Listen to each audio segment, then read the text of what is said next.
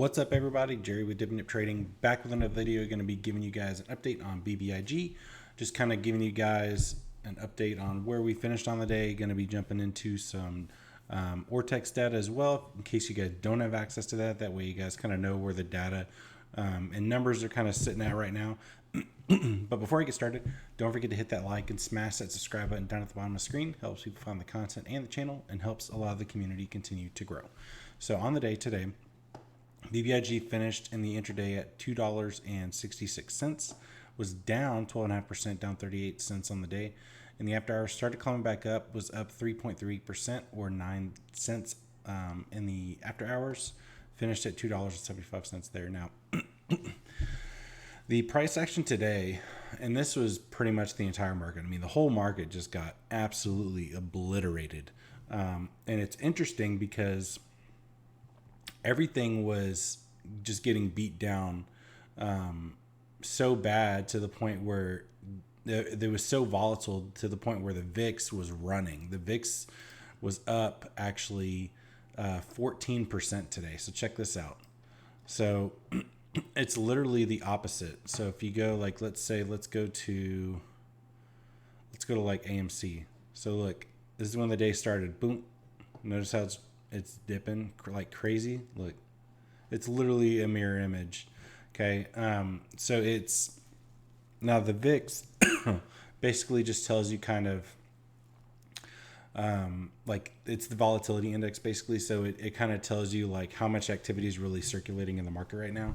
And usually when it's green, that typically means that you're seeing an increase in activity in terms of the overall market as a whole. Now it was down pretty substantially, early on in the day. I mean, it gapped down pretty hard, and I think that's basically where AMC started.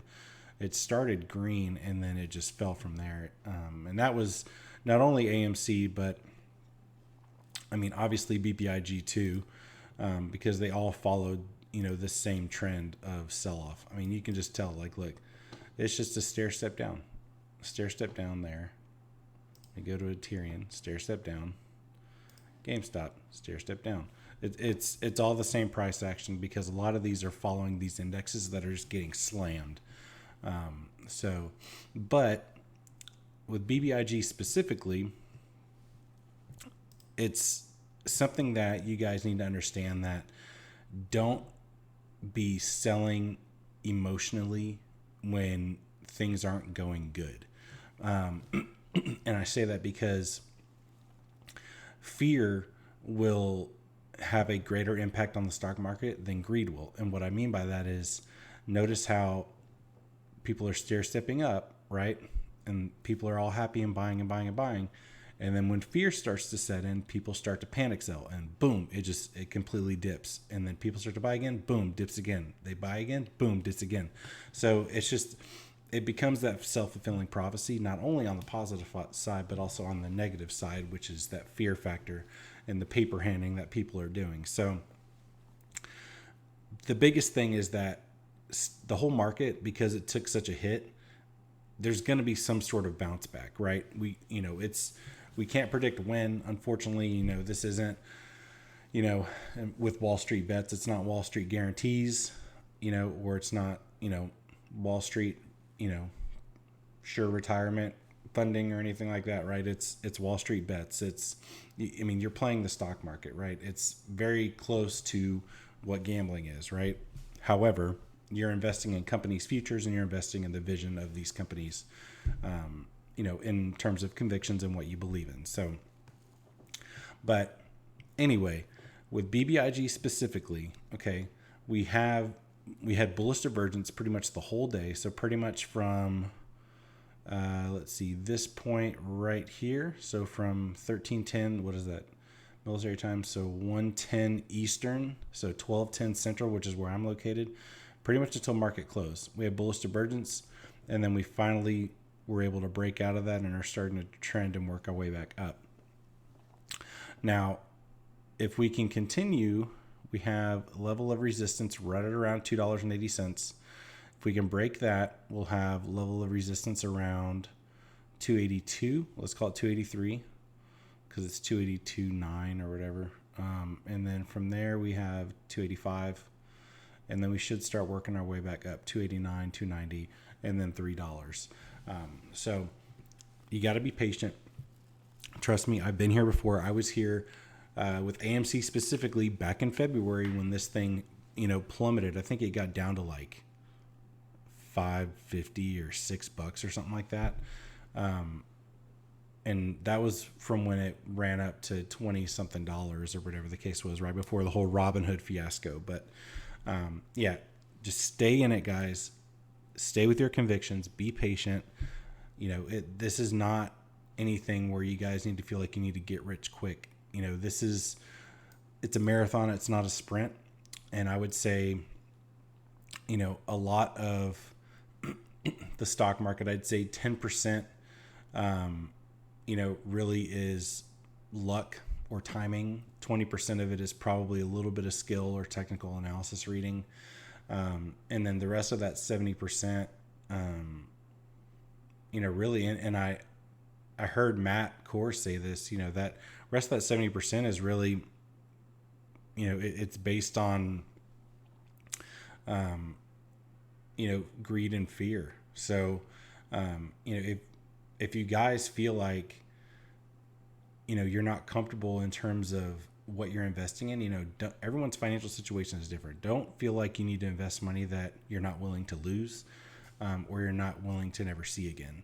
So, just have that mindset going in. Every little bit that I'm throwing in is money that I'm expecting I'm never, ever going to see again. And hopefully you guys are doing the same, because that's just going to make your mindset a little bit better. And I always, when I'm investing, I always expect the worst. And if the best happens, awesome. But if the worst happens, I've already set myself up and have those expectations up front, so I'm not disappointed in the end. So, but yeah, that's enough of my spiel. Let me jump over to Ortex, and then I'll get this thing wrapped up for you guys. So Ortex, let's see here.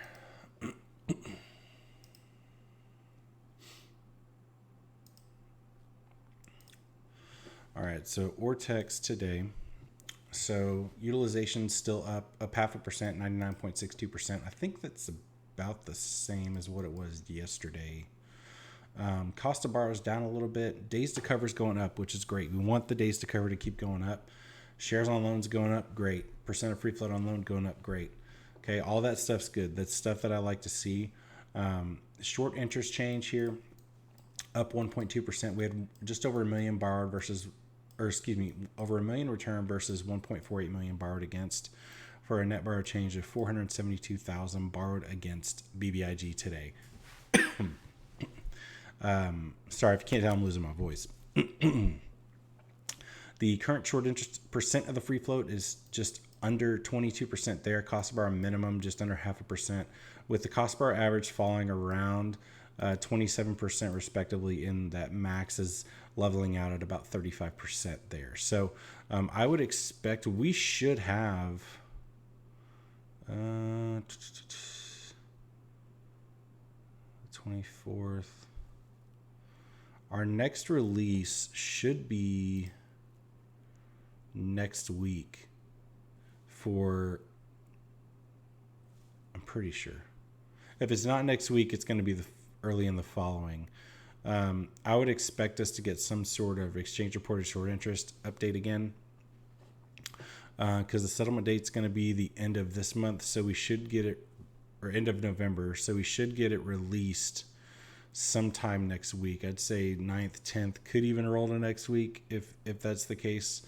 I could be totally wrong, but it's usually within 2 weeks from whatever the settlement date was. So, excuse me. But yeah, that'll pretty much wrap it up for this one, and I will see you guys on the next video. Later.